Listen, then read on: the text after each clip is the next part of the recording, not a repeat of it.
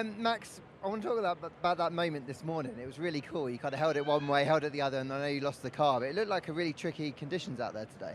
Yeah, I just had a moment, and as soon as I came a bit offline, it was like ice. So I was just drifting left, drifting right, and decided at one point when it goes, just hold the brakes and not hit the wall. How tricky is it to get the tyres kind of into the right window around here? Well, I mean, on the soft everything was alright, but we only had one run on them, and in FP2 we had to do the tire testing again. So that makes it a little bit more difficult and a bit more unknown again, like last weekend for everyone. But yeah, the harder compounds are a bit more tricky. From the tyre testing aside, how's the car generally on the compounds you will be using this weekend? I mean, we have very little information, but from what we tried, I think everything was working quite okay. Daniel, traditionally you run pretty well around here, but I know it hasn't been the most straightforward of days for you. Just talk me through it. Yeah, it was. I think. It was okay. Like I felt good. Like I do enjoy the circuit.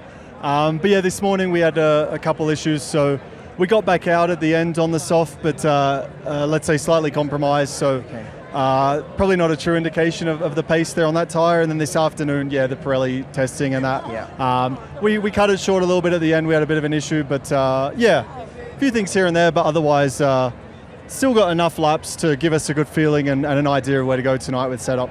Feeling a little bit better after Austin, kind of being back in the car today and just enjoying it a bit more? Yeah, I am. Like it's funny how quickly it turns, like 4 or 5 days ago I was obviously pretty down after the race, but got back here and I was like, yeah, this is cool, and had a nice few days in Austin just to switch off a little bit.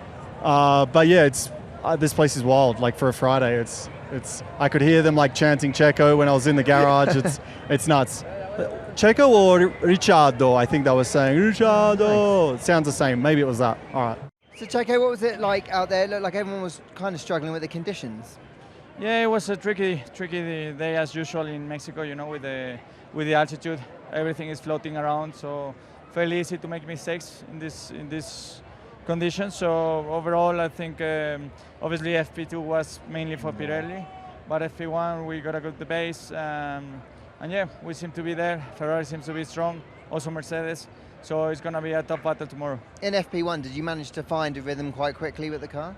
Yeah, I think we got up to speed fairly quickly, so should be a straightforward tomorrow, hopefully. But you can always expect the different things tomorrow. Now, second weekend in a row, you've done Pirelli tyre testing for FP2. How much does that kind of impact the rest of the weekend? Well, you basically miss FP2, because you are focusing on the Pirelli tires, and yeah, it's how it is.